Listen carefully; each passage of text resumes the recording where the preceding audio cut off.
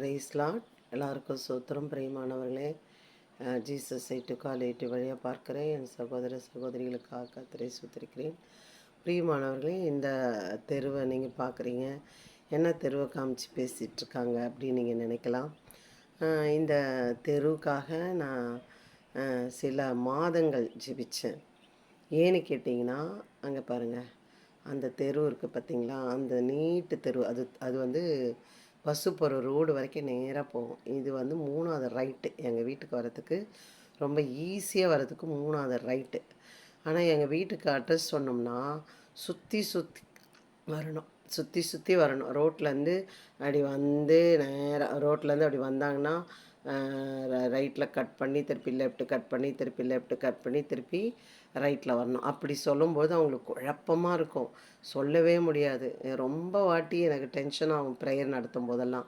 அப்போ நான் ஜெபிப்பேன், ஆண்டவரே இந்த ரோடு ரொம்ப ஈஸியாக இருக்கே, இது வந்ததுன்னா எவ்வளோ நல்லாயிருக்கும் அப்படின்னு சொல்லிட்டு நான் ஒரு நாள் ஜெபிச்சுட்டு இருக்கும்பொழுது ஒரு சகோதரி சொன்னாங்க, ஐயோ நாங்கள் வந்து எவ்வளோ வருஷம் ஆகுது, அது ஒத்தடி வழி மாதிரி இருந்துச்சு, அப்புறமா அது போடவே இல்லை அப்படின்னு சொன்னாங்க. நான் சொன்னேன், இல்லை நான் ஜெபிக்கிறேன், ஆண்டவர் செய்வார் அப்படின்னு சொல்லிட்டு நான் வந்துட்டேன். ஆனால் இதே இப்போ நான் நிற்கிற இடத்துலேருந்தே கையை நீட்டி நீட்டி நான் ஜெபம் பண்ணுவேன். ஆண்டவரே இது ரோடாக போடணும், ரோடு வரணும், ரோடு வரணும் அப்படின்னு சொல்லி நான் ஜெபம் பண்ணுவேன். நான் நினச்சேன் கவர்மெண்ட்டுக்காரன் யாருன்னா வந்து இந்த போன ஆட்சியில் போடுவாங்களோ, இந்த ஜோசப் விஜய் வர்றதுக்கு முன்னாடி ஸ்டாலின் ஐயா இருக்கும்போதே போடுவாங்களோ அப்படின்னு நான் நினச்சேன். ஆனால் போடவே இல்லை பிரியமானவர்களே. அப்போ எனக்கு ஐயோ என்ன இவ்வளோ ஜெபம் பண்ணுமே அப்படின்னு நான் யோசித்தேன். ஆனால் அதுக்கு ஏன் அவங்க அப்படி போட முடியாது, போட மாட்டாங்க, அது வராதுன்னு சொன்னாங்கன்னு பார்த்தீங்கன்னா, இங்கே பாருங்கள், இந்த எப்படி இருக்குது பார்த்தீங்களா, இந்த சேக்கடையும் இந்த செடிகளும் அநேக பூச்சி பாம்புகளும் நிறைய இருந்துச்சு பார்த்தீங்களா. இந்த இந்த தண்ணி இந்த சேக்கடை வந்து நிறையா இருக்கும், அப்படியே ஃபுல்லாக இருக்கும். அதே போல் இந்த இடத்துலையும் இருக்கும். இப்போ வீடு கட்டுறாங்க இந்த இடத்துல. ஆமாம், இந்த இடத்துலையும் என்ன பண்ணுவோம் இருக்கும், அவ்வளோ சேக்கடை தண்ணி, சேறு தண்ணி இருக்கும். இது வந்து என்னன்னா, அந்த பக்கத்தில் அந்த 3-4 பில்டிங் தண்ணிங்கெல்லாம் என்ன பண்ணுவாங்க, அங்கே விடுவாங்க. அதுதான் குளமாக இருக்கும் அந்த இடத்துல. தெரியுது பார்த்தீங்களா இங்கே. ஆமாம், அந்த தண்ணி வந்து நிற்கும். அப்போது நான் ஜெபிப்பேன், ஆண்டவரே இப்படி சொல்கிறாங்க, ஆனால் நீங்கள் ஒரு வார்த்தை கொடுத்துருக்கீங்களே, என்ன வார்த்தை கொடுத்தாரு ஆண்டவரே, வனாந்தரத்தில் வழிகளும் அவாந்தர வழிகளில் ஆறுகளை நான் என்ன பண்ணுவேன், உண்டாக்குவேன்னு சொல்லியிருக்கேன். வனாந்தரத்தில் என்ன பண்ணுவாராம், வழியை உண்டு பண்ணுவாராம். அவாந்தர வழியில் ஆறுகளை உண்டு பண்ணுகிற தேவனாக இருக்கிறார். பார்த்தீங்களா, போகிறாங்க பாருங்கள், அதுதான் நீட் ரோடு. இப்போ நாங்கள் சொல்கிறதுக்கு இது இந்த ரோட்டில் 3வது ரைட்டில் வந்தால் எங்கள் வீடு அப்படின்னு சொல்லும்படி ஆண்டவர் ரொம்ப ஈஸியான ஒரு அட்ரஸை ஆண்டவர் கொடுத்தார். பிரியமானவர்களே பாருங்கள், நான் நினச்சேன் அந்த ஆட்சியில் போடுவாங்களா, இந்த ஆட்சியில் போடுவாங்களா அப்படின்னு நான் நினச்சேன். ஆனால் யாருமே போடலை. பிரியமானவர்களே, இந்த வீடு கட்டுறவர் இங்கே பாருங்கள், இந்த வீடு கட்டுறவர் தான், இந்த பக்கத்து ஃப்ளாட்டு வீடு கட்டுறவர் தான் லட்சக்கணக்கில் செலவு பண்ணி அந்த இந்த இந்த மண்ணு கொட்டி வச்சுருக்காங்க பாருங்கள். அந்த இடமும் பயங்கர காடு போல் இருந்துச்சு, மண் செடி விஷப்பூச்சிகளும் நிறைய, இங்கே நிறைய பாம்பு இந்த ஏரியாவில். இந்த இடத்த க்ளீன் பண்ணி அந்த இடத்தையும் க்ளீன் பண்ணி இந்த இடத்தையும் க்ளீன் பண்ணி என்ன பண்ணிட்டாருன்னா ரோடு போட்டார். பிரியமானவர்களே, நான் ஒரு நாள் ஞாயிற்றுக்கிழமை ஓய்வு நாளில் நான் சர்ச்சுக்கு போகும்பொழுது மிக சந்தோஷப்பட்டேன். நான் ரொம்ப சந்தோஷப்பட்டேன். ஐயோ ஏசப்பா, இதில் நடக்கும்போது எவ்வளோ சந்தோஷம் எனக்கு. அப்போ பாருங்கள், என் ஜெபத்தை கேட்டாருன்னு சொல்லி நான் சொல்கிறதுக்கு முன்னாடி இங்கே ஒருத்தங்க இருக்காங்க, அவங்க மருமக சொன்னாங்களாம், அத்தை அந்த ஆண்டி ஜெபம் பண்ணாங்க இங்கே ரோடு வரப்போகுதுன்னு சொல்லி. பாருங்களேன், போட்டுட்டாங்களே, அவங்க ஜெபத்தை ஏசப்பா கேட்டுட்டாரு அப்படி சொல்லி பேசிக்கிட்டாங்களாம். பிரியமானவர்களே, நான் என்ன சொல்ல வருகிறேன் என்றால், முடியாது அப்படின்ற ஒரு காரியத்தை ஆண்டவராலே முடிக்க வைக்க வல்லவராக இருக்கிறார் என்பதற்காக தான் நான் சொல்ல வருகிறேன்.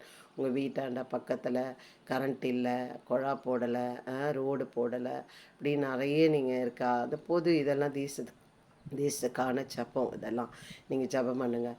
அப்புறம் பார்த்தீங்கன்னா, இந்த ரோடு போட்ட உடனே 3 லைட்டு, பிரியமானவர்களே, 3 லைட்டு. அந்த அந்த அங்கே ஒரு கம்பம் போட்டிருக்காங்க, இங்கே ஒரு கம்பம் போட்டிருக்காங்க, இதுக்கப்புறம் ஒரு கம்பம் போட்டிருக்காங்க.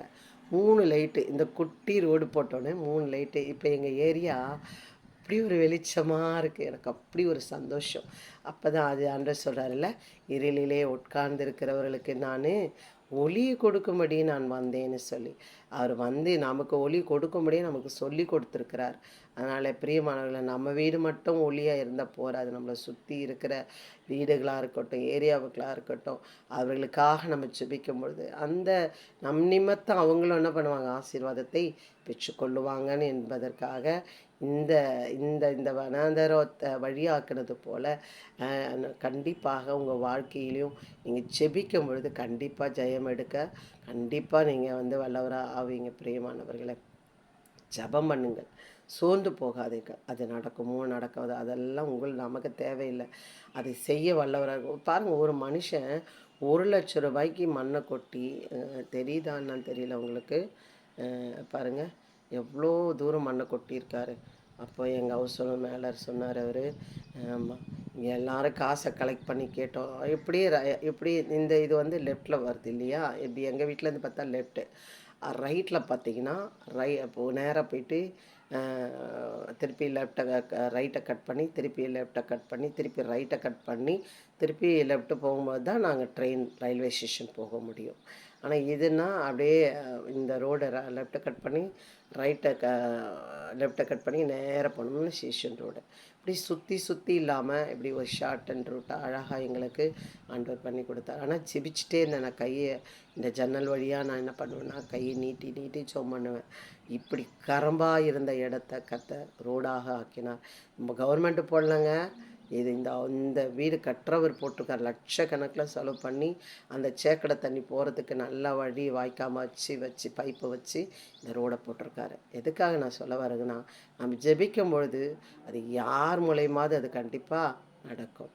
அதனால் எதுக்கும் சோர்ந்து போகாமல் நீங்கள் என்ன பண்ணணும், ஆண்டவர் இயேசப்பா சொல்ல, நீங்கள் சோர்ந்து போகாமல் என்ன பண்ணுங்கள், ஜெபம் பண்ணுங்கள் என்று சொன்னார். நம்ம எத்தனை பேர் இருக்கிறோம், சோர்ந்து போகாமல் ஜெபம் பண்ணுவோமா?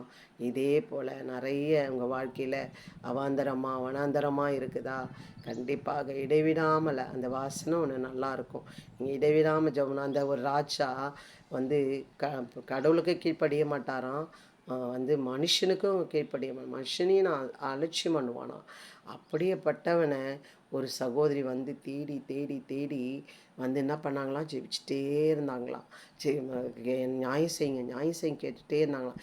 இவன்னா வந்து வந்து வந்து கேட்குறாள், இவளுக்கு செய்யுங்கன்னு சொல்லி மந்திரிமார்களை அனுப்பி அந்த சகோதரிக்கு அந்த ராஜா மூலயமா நியாயம் கிடைத்தது. அவளுக்கு வாங்க வேண்டிய சொத்தை வாங்கி கொடுத்தாங்க. அதே போல தான் நீங்களும் சோர்ந்து போகாமல் உங்கள் வாழ்க்கையில் எதெல்லாம் நடக்காமல் இருக்குது, சோர்ந்து போகாமல் அடிக்கடிக்கு வந்து ஜெபம் கண்டிப்பாக பெற்றுக்கொள்வீங்கள். பெற்றுக்கொண்டவர்கள் சாட்சி சொல்லுங்கள்.